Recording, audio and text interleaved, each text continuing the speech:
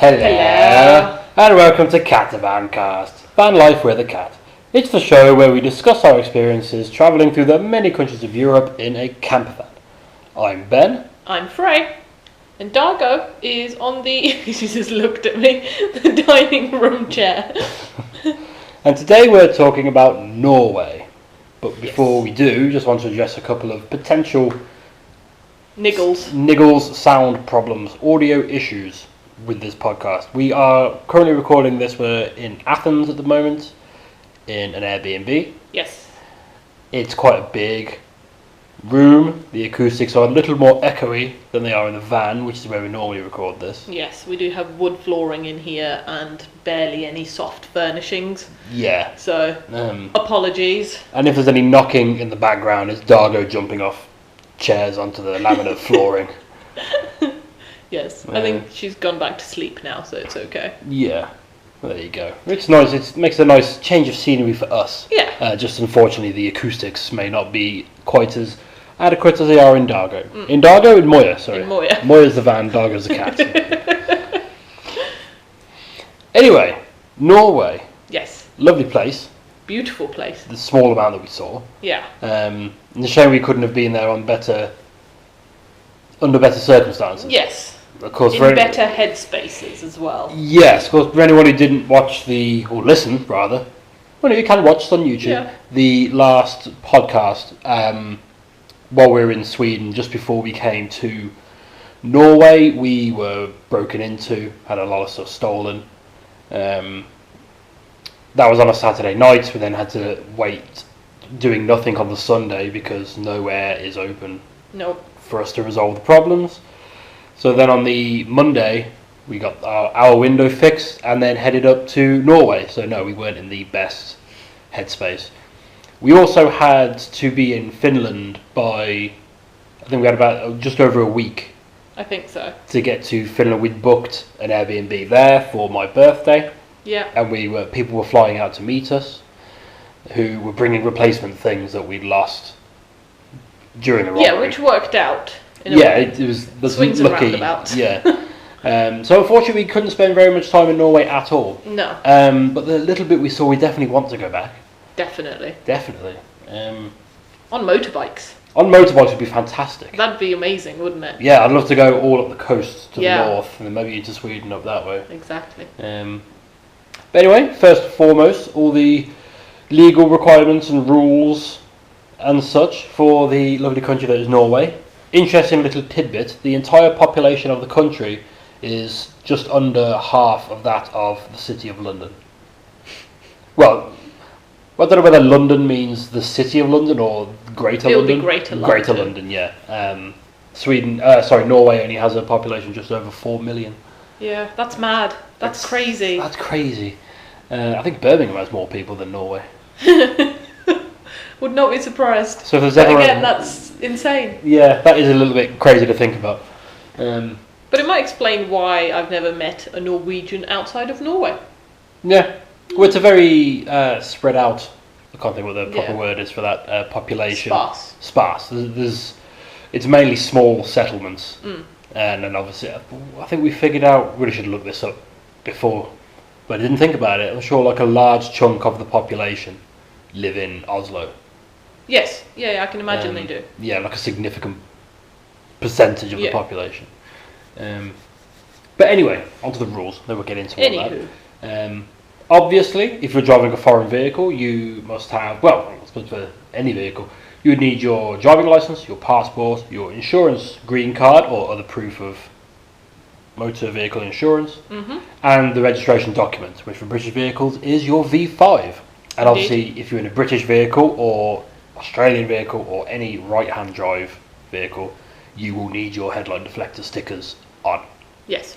Which is especially important in Norway, as it is a Scandinavian country, and they require you to have your headlights on at all times. Yeah.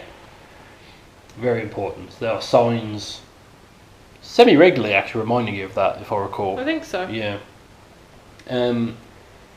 You must have a warning triangle.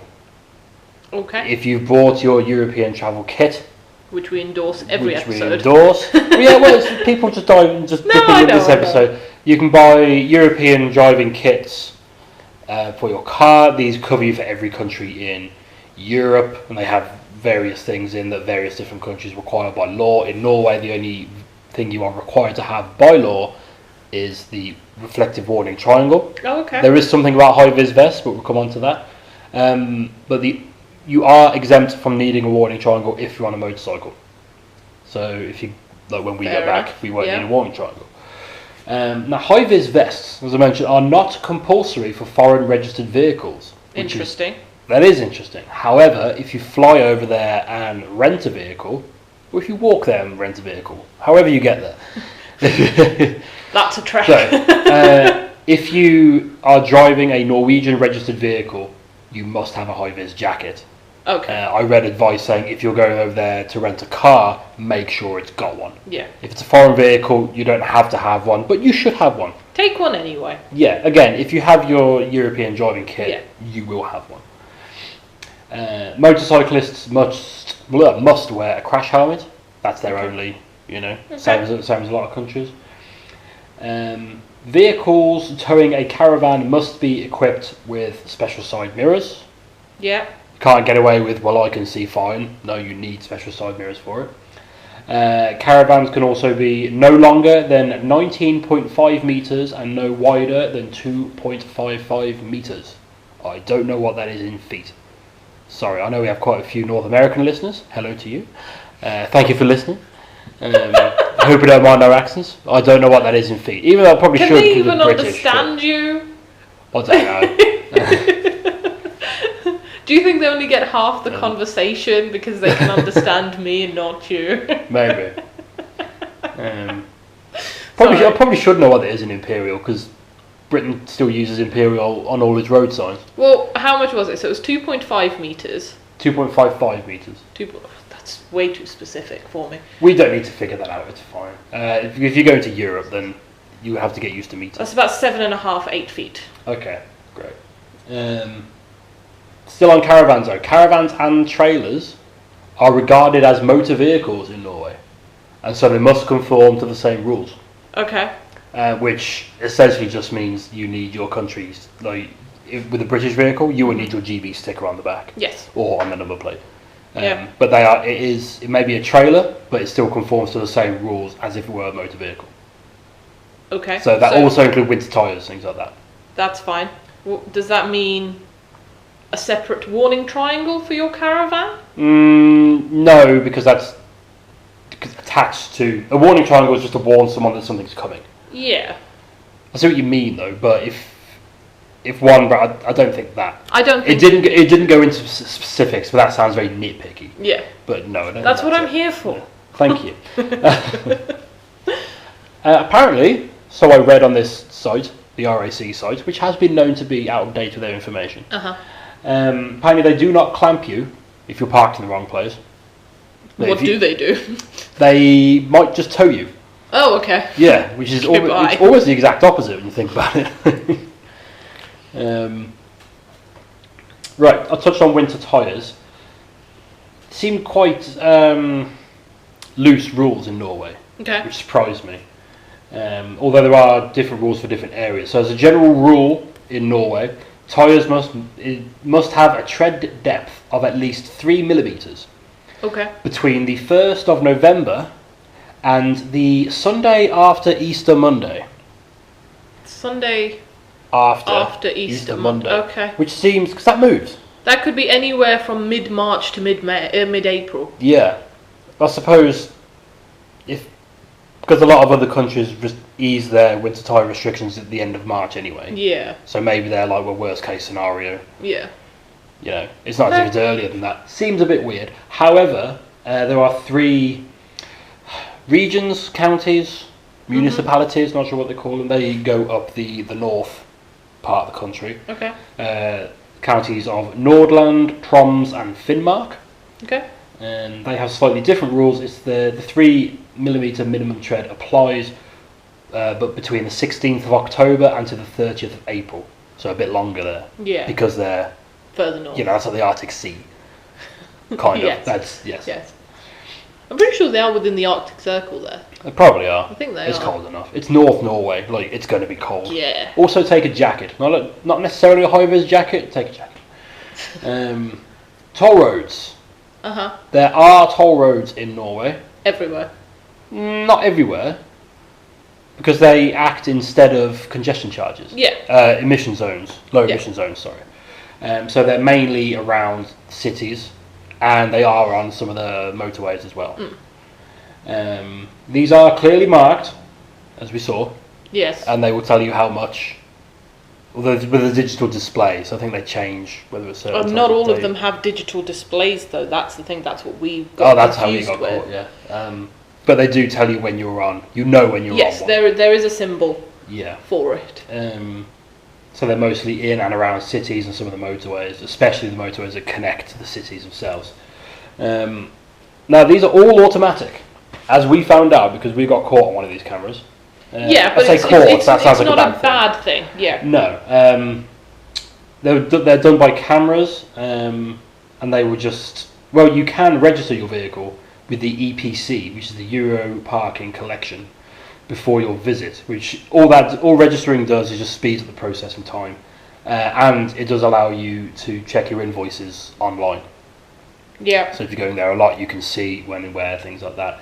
If you don't register, which we didn't when we went to Oslo, it will take longer to process, and the bill will just be sent to the registered address of the vehicle. Yes.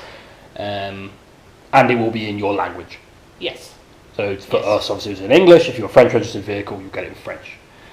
So we didn't register, and if I'm right in saying it took about 6 months for the bill to land I think back at home. Yeah. But it was about £12. Yeah, so from when it lands, you're given, I think, 2 weeks, off the top of my head, to pay it. Yeah. After that, obviously, is when you get fined. Yeah. So you've got plenty of time to do it. Most people will be back home by then. Yeah. Back home and forgotten about it. Exactly. But, again, £12, not too bad. Yeah. I will say, however, the signs that we mentioned... Yes. There can be 2 types, I believe. Okay. So one is a square. Yes. With a black outline, with a CCTV camera looking. Oh yes.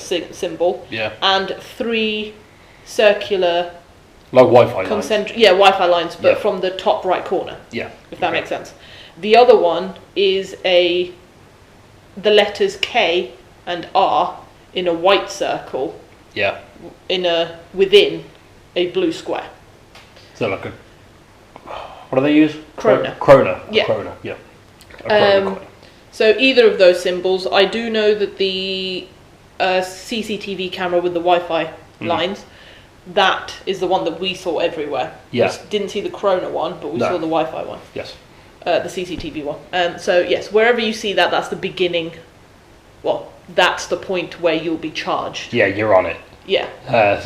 So that's it. You've had it. Yeah. And usually there's lots of cameras.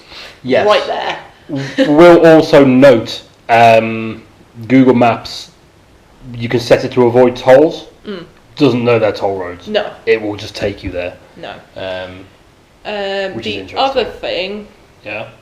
Just 1 second, because the £12 that we were charged, that wasn't just the one toll that we crossed. Okay. That was a few of them.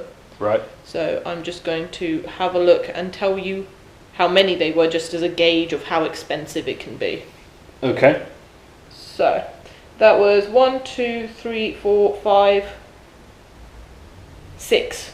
Oh wow. Okay. 6 of them in total, and it came to 152 krona, which is about £12. No, we didn't even go into the city. That was just on the ring road. Yeah. Good lord, I didn't think we went through that many. Exactly. Wow. Okay. That's the thing. So you don't notice them as much as you think. No. Especially as a driver in a different country. Yeah. On the other side of the road, you're just driving. So I know for a fact that I was just like, I think we've just gone through a toll, but I'm not sure. It's too late for me to realise now. Yeah. Well, even if we did realise it, you can't exactly stop and turn around. Exactly, there's nothing you can do about it. Norway is expensive anyway. Yeah. Norway is an expensive country. because they had to import a lot of stuff. Yes. So that was all on the same date, on the 22nd of October. Yeah. Some of them within literally minutes of each other, so it was all like... Yeah. Oh well. So yes. Yes. So watch out for toll roads. I don't really have any advice on how to avoid them. Just I don't think you can, but budget that's why... for more. Exactly, but that's why I think the system's quite lenient. It's quite nice. As in, you don't get fined for it. Yeah. Just pay the toll. It's low enough. Yeah. Just do it. I suppose. Kind of a thing. Yeah. So anyway, we were going to Oslo. Yes. But of course, we left our story last time. Google Maps had just taken us off the E6, which is the main road that goes all up the east coast of Sweden and into Norway. Yeah. Thinking back now, because we weren't sure whether it took us off because of toll roads in Sweden or Norway. Yeah. It obviously took us off because of Sweden's toll roads. Yeah. Because it wasn't picking up the Norwegian one. Yeah. Which was a bit weird, because I think it then later brought us back onto the E6. But we went through the back roads, which were fantastic. Oh, amazing. Because it's such a small population, so spread out, there's no traffic on the roads unless you're in and around a city. And the roads are just these huge... Well, there's just pine trees everywhere. There wasn't any snow because it wasn't quite that time of year for it, but there's just pine trees, there's lakes, there's just huge mountains, and like log-built cabins everywhere. I think I said this at the time, because I was driving, that it reminds me, or where we were, makes me think of what American roads are like. Yes. Maybe North America, but... Yeah. Even the lines on the road changed colour. They were yellow now. That's how we knew we were in a different country. Yeah. Because they just went from white to yellow. We're like, okay, we must be in Norway. I completely agree. It was a bit like driving through, I suppose, is it like the northwest of the US? I think so. Yeah. Because it's a bit wet there as well, isn't it? The northwest. Yeah. That's true. I've never been there. But no, it was another one of the, like, you're just in awe of everything you're seeing. And you'll get to a, quote, settlement, well, a quote, village, and it's just like a shop and some houses spread out. Yeah. Your gardens are half a mountain and a bit of a lake. Yes. But while we were staring open-mouthed at the beautiful scenery around us, we were actually stopped. Yes. About half an hour, that was a weird way of saying hour, about half an hour after crossing the border, we were coming into a town, and we were flagged down by border. By customs. I think they were customs. Oh, they were customs, yeah. So they pulled us, it was just one bloke... And a woman. Yeah. Just at the back of a shop, basically. Petrol station. It was a petrol station? Okay. Yes. And there was another, it was like a small people carrier, if I remember correctly. Yes. Which was, they had their side door open and it was full of beer. Yeah. And they were all sort of looking at us, and the two officials came over, and he went through everything. Yes. He wanted every cupboard he wanted to look at. There were cardboard boxes. He actually, quite annoyingly, ripped some of the boxes. Because we folded you fold all the lids over each other so they can't open. And he didn't want to bother with that and just pulling on until they ripped open to find scented candles. That was worth it for him. And he was asking us questions. Yeah. But I think at first I was like, why are they asking us these? But thinking back, I think he was just curious because the English isn't his first language. He just sounded very official about it. Maybe. So he was like, did you convert this yourself? Where have you come from? Where are you going? All this and that. I do remember, though, he was the first person on this trip to be surprised when looking at the vehicle registration document. Because I was driving, you were in the passenger side, so you were handing him all the documents. Yeah. And he looked at it, and he's like, is this your van? And you're like, no, it's hers. And he's like, it's hers? Yeah. A lot of people are very surprised that a woman can own a van. Women can't own property yet. Women owning vans? What is this? Go back home with your new age rubbish.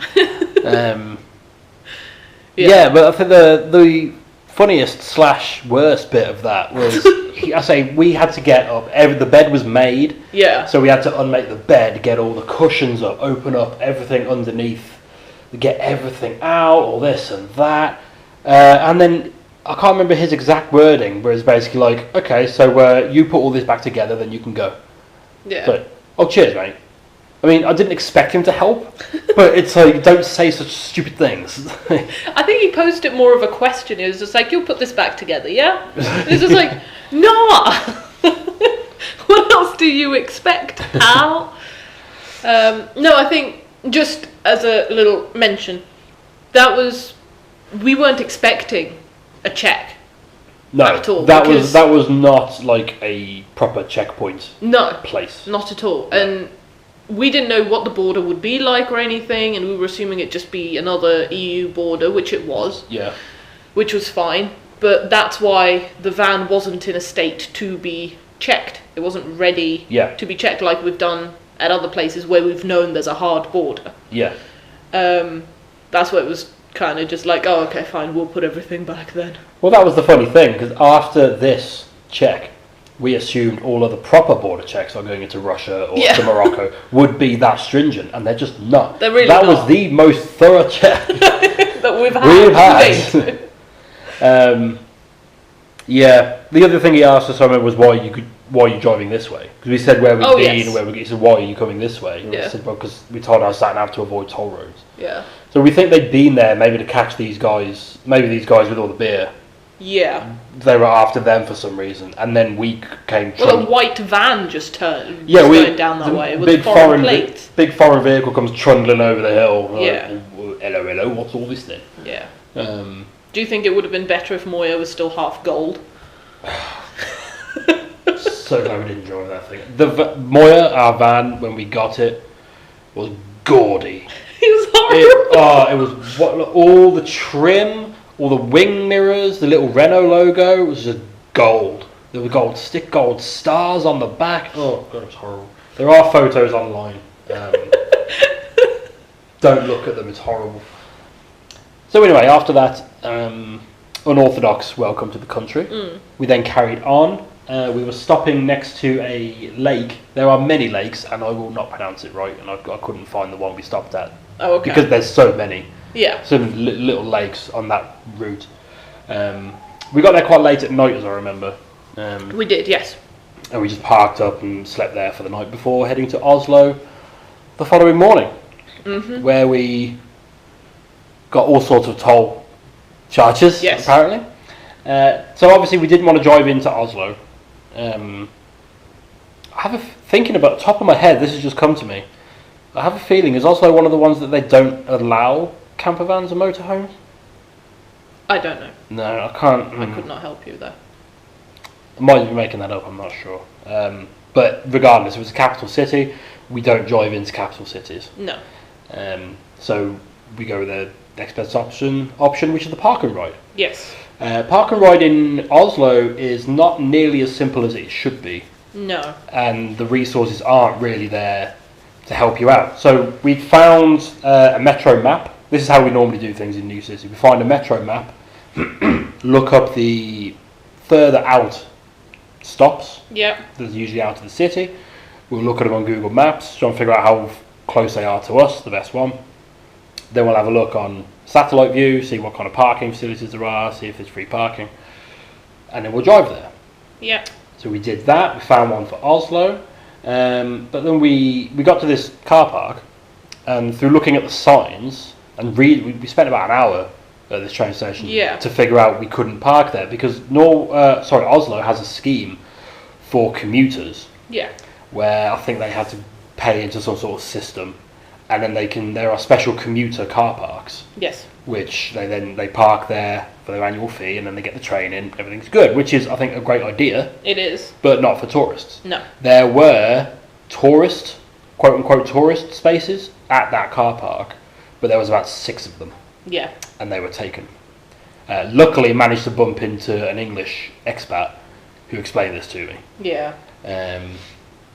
So we couldn't park there, and there's none that we could find, no sort of list of quote tourist friendly park and ride stops. No. So we just had to do the same again. A lot of Googling, just again matching up the map and hoping it's okay. I think we were looking at satellite views for smaller car parks. Yeah. Because if it's smaller, they're not going to expect many people there to commute. So, for reference, if you're coming at Oslo from the east, I think it was east of Norway. East, yeah. Yeah, east of Norway. A little train station, I'm going to pronounce this wrong because it's Scandinavian. Grorud. Spelt? Grorud. Okay. Grorud Station. Nice little car park. Mm-hmm. It's out of the way. I think it's just off an industrial estate. Mm-hmm. But then that's the fun didn't end there. You can't just park and pay. Now we had this in Sweden when we got to Malmo. You can't pay for a parking ticket with card or cash. You have to download an app. Yeah. Same applies here, but it's a different app. So we had to download this app, and then you pay. You say how long you want to pay for, and then you pay it. But then you do get a reminder when that time starts to come up, and you can add time on. Yeah. So we did that, and then this is the first time we'd been away from the van since we got broken into. Mm-hmm. So we brought Dargo with us. Yeah. It was a quiet car park near a main road.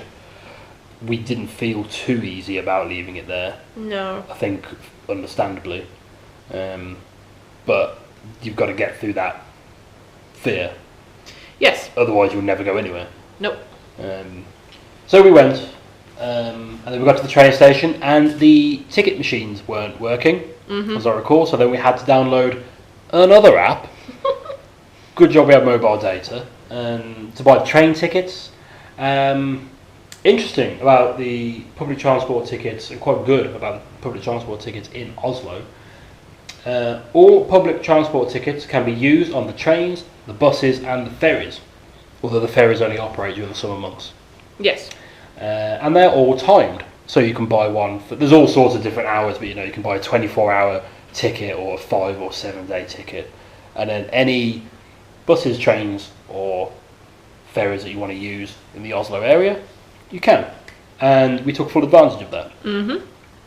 So we got on and again we just downloaded them, and you've got an e-ticket. I don't think we ever had to show it to anybody. I don't think anybody came and checked. In fact, on the train ride back to the van, there was a conductor sort of stood next to us. Yes. Making jokes about some people who just missed the train or something like that. Yeah.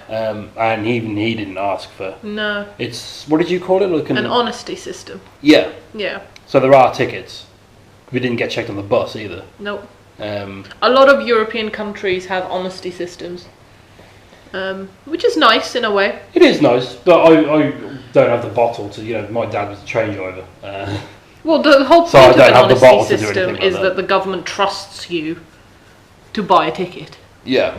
So just buy a ticket. just buy a ticket. Otherwise I'll start enforcing it, and then... Exactly. They're not expensive. No, they're not expensive. It wasn't expensive at all. So we had a few things to go and visit in Oslo. Yes. Again, so you said this was all on the 22nd Yes. of October, and we had to be in Finland by the 28th, Yes. because that's when we were booked into the Airbnb. Mm-hmm. So...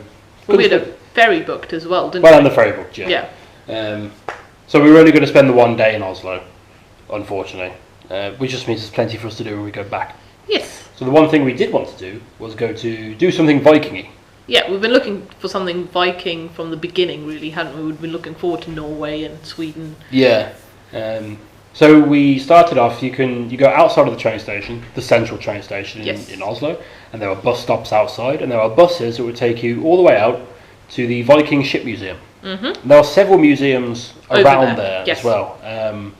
But the Viking Ship Museum, apart from having 3 ships, Yes. pretty much like full-size Yeah. ships in there, the ticket for that also grants you access to the Historical Museum back in the centre. Yes, it does. In the city centre. Yeah.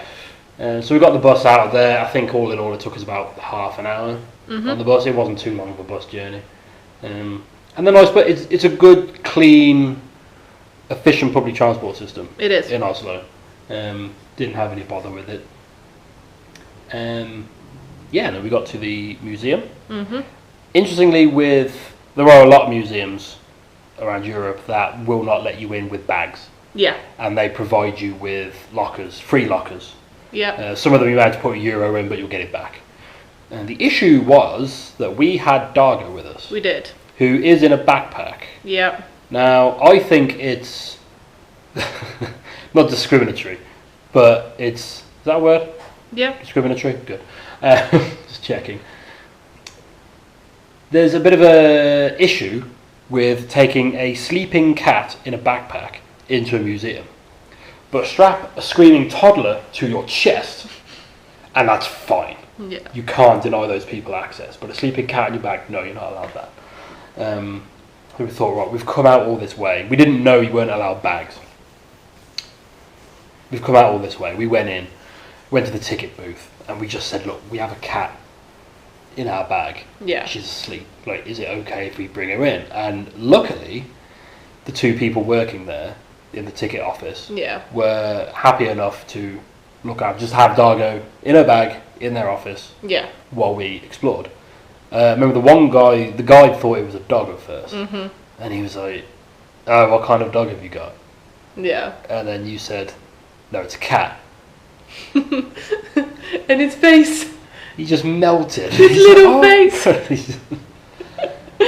I think we made his day. He was I think so we happy. did. I think yeah, that's a day. That's a notable day for working the ticket office. No, and we're very grateful to them for that. So we got the bus all the way out there. They just had it was a very quiet museum. Yeah. It's a museum, it's hardly going to be loud. And they just put her in the corner. And when we finished, we went back, and she hasn't made a noise, she hasn't moved. She doesn't. Dargo, if it's quiet and calm, Dargo will just go to sleep. Yeah. Thankfully. Yes, then we went and looked around the museum. That was an excellent museum. It was. Because there are full, it's in like a crucifix shape, I suppose, isn't it? From the air. And there's just these huge longboats. Yep. Which? 2 of them. You said 3 earlier, but I'm pretty sure there's only 2. Well, there's 2 full-length ones, and one was quite damaged, I think. Yes, but it also had the smaller ones around. Yes. And the little hut as well. So. Yeah. Now, this is something I probably should have looked up again for my notes before this. But I'm trying to remember what I learned that day. Okay. So long ago. If I remember correctly, these are burial boats. So they were used as just longboats. Yeah. By Norwegians, Vikings. But then they have, for people of notoriety, what's the important people. Yeah. They will bury them with their ships. Yes. Or with ships, loaded with loot. Yes. Goods, for the afterlife. For the afterlife. And these are ones that they found. Luckily, these were protected well enough in mud that they survived. And a lot of stuff was missing due to looters. Yes. If you remember. Yes, it was. So they had the ships, and then at the back they had lots of there were bits of wagons. Mm-hmm. And just like combs, weapons, clothing. Yeah. All sorts of stuff that they found in there. Animal bones as well, if I remember correctly. Yes, they buried, horses they buried and things. Animals with them, Yeah. Hopefully they were dead when they buried them. I'm not so sure, but okay. Yes, that was excellent. And yes. Again, very thankful to the staff for being so helpful looking after the cat. Majorly so. And there were lots of other museums around there. Yes, I'm just going to interrupt you for 1 second. Sure. The ticket price for the Viking ship museum. Oh yes. And the main museum in the centre of Oslo. The historical museum. The historical museum? No. Oh, that is what it's called. The historical museum. The historical museum in the centre of Oslo. Sorry. Is £10 per person. It's 120 Norwegian kroner. Yeah. Which at the moment is about £10. Okay. So that's worth it. £10 each for 2 big. Yeah. Well, we assume the historical museum is big. It looked big. It looked big. Sorry, just a historical museum seems like an odd name. Because, of course it is. That's what museums are. So anyway, yes. Then, again, Norway is expensive. We weren't there. We only had the 1 day in Oslo, so we had to pick what we were going to do. We thought, because of this 2-for-1 entry thing, we thought we would do those. Unfortunately, that was not to be, however. We got the bus back into the city centre. Yeah. Again, the bus is very clearly marked out and very regular as well. the historical museum had a similar backpack policy, but a less friendly ticket attendant. Yeah. Well, not less friendly. It's just no pets not allowed. And he just didn't want to look after a cat, which you can't really get arsy at someone for. No. Well, we didn't ask the Viking ship museum people if they could look after her. No, that's true. They offered, and that was the difference, I think. So yeah. But they didn't have to do that. It's very nice they did that. Exactly. And this other guy didn't have to do that, and he didn't do that. So unfortunately, we couldn't. It was a huge building. Yeah. But we couldn't get in. No.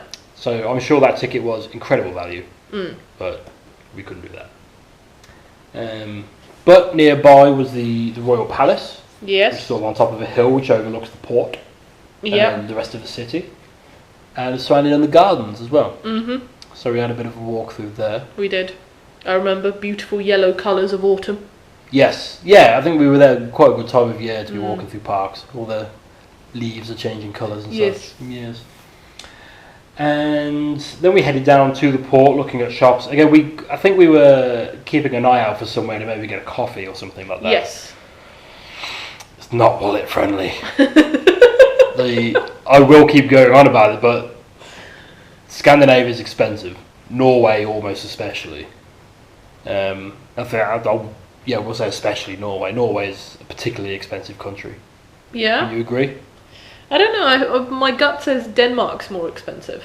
No, well, judging on a pint of alcohol, like a pint of beer, yeah, you're looking at about £9 in Norway. Oh wow. Yeah, and it was about £5 for a cup of coffee at some places.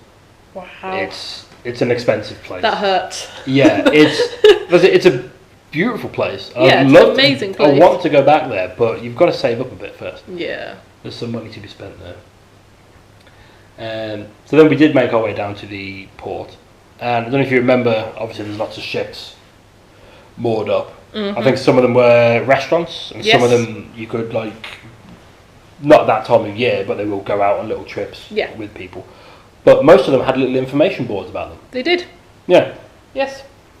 Any you remember, or just... Not really, I just know that they did. They were cool. Well, no, they went out. They all have quite a storied history. Yeah. And it's all there for you.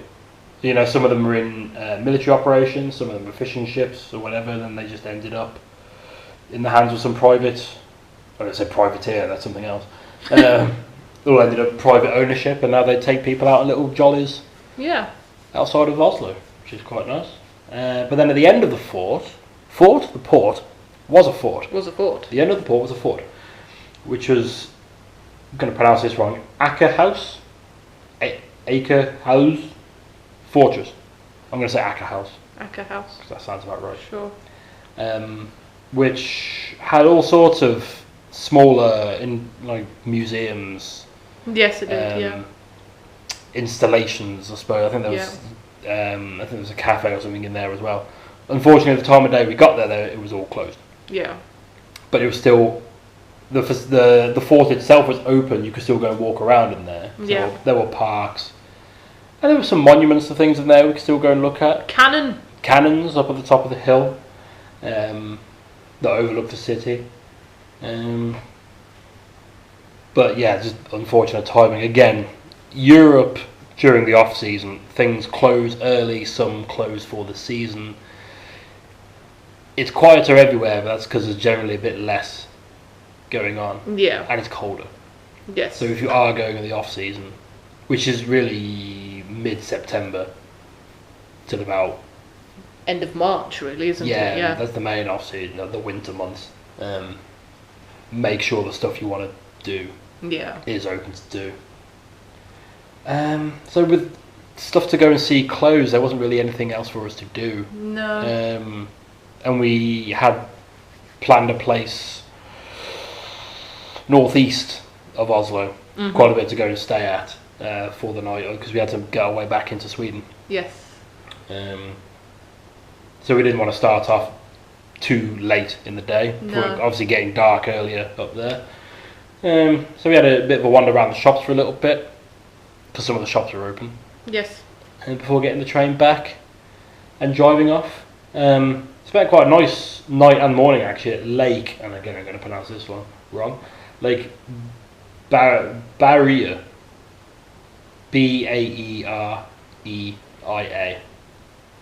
remember Okay. that one? Yes, I remember. Yeah. Took Dargo for a walk. Yes. Realised that Dargo hates water. We knew she hated water anyway, but I think that's the first time she'd been near waves. I think so. Yeah. And she was not keen No. at all. They were very gentle waves, but Yeah, but it's still water. it's moving water and it keeps coming at her. It doesn't get any closer to her, but it keeps coming towards her. And Yes. she didn't like that. But then from there we went on into Sweden, crossing the border near Kungsvägen, which is what we talked about last week. Yes. The monuments and the showers and the cafes, things like that.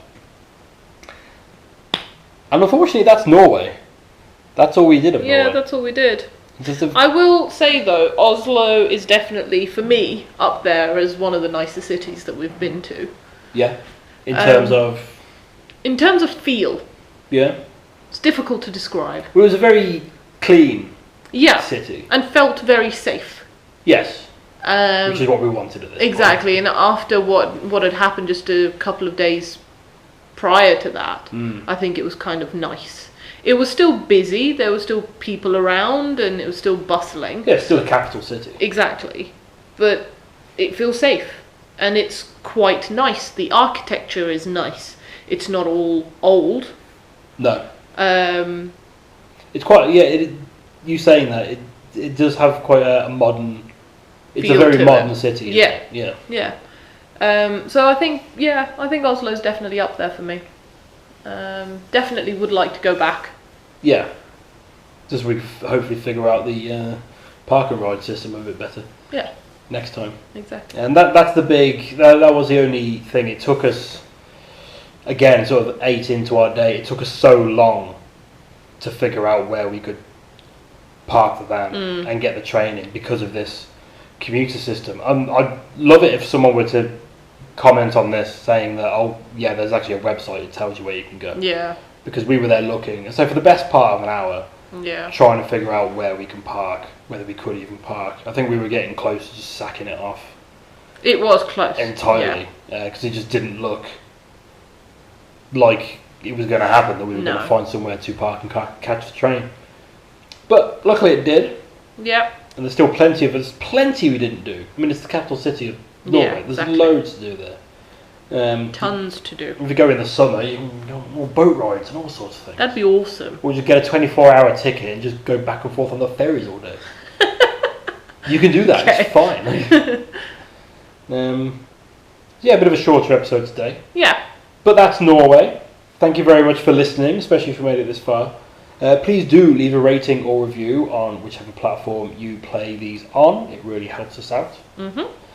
If you have been listening on a podcast service, you might like to know that every episode is also available along with video diaries of our ongoing journey on our YouTube channel. Just search for Catavan or Catavan UK because we still don't quite have enough subscribers yet for a personalised URL. Likewise, if you're already listening to this on YouTube, you can also find us on your podcast service of choice. Just search for CatavanCast. Podcasts are released every Wednesday and video diaries go live every Sunday. Indeed. Please do get in touch with us about any mistakes we've made, anything we've missed, or any other questions about the topics covered, especially if you know there's a list of train stations you can park at for park and ride to get into Oslo. You can leave us a comment on YouTube, or you can follow us on Facebook and Instagram, where we are at Catavan UK. And you could also email us directly at catavanuk@gmail.com. Finally, Yes, we have a Redbubble store we do. Indeed. where there is a whole range of products available featuring designs from our photographs that Frey has taken Yes. along our journey. Indeed. And you've got some more good ones today as well to go up. Yes, definitely. They're amazing. Not being big-headed. I just like my pictures.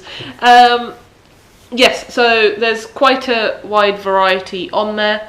If you see anything on Instagram or Facebook that you'd like to purchase, let us know, and I will add them on there for you. Yeah, it's fairly well. Whenever we get decent enough internet being updated with new designs. Yeah, exactly. And I'm still working on it. I think I've got a backlog of about 8 months to cover. So. Yeah, yeah. Redbubble's slow to upload pictures. Oh God. I won't get you started on that. Yes. But if you go on Redbubble and search for Catavan, that will take you to our store with all of our designs. Yes. And that's it for this week. Yes. We'll be back next week where we'll be covering Finland. Cool. Yes. So if you have any questions about Finland, please do get in touch with us. We'll try and answer those on the next podcast. As much as we can, yeah. As soon as we can. I've been Ben. I've been Frey. And Dargo's now very much asleep on the same dining chair. Of course she is. So that's it, and we'll see you next time. See you next time. Bye-bye. Bye.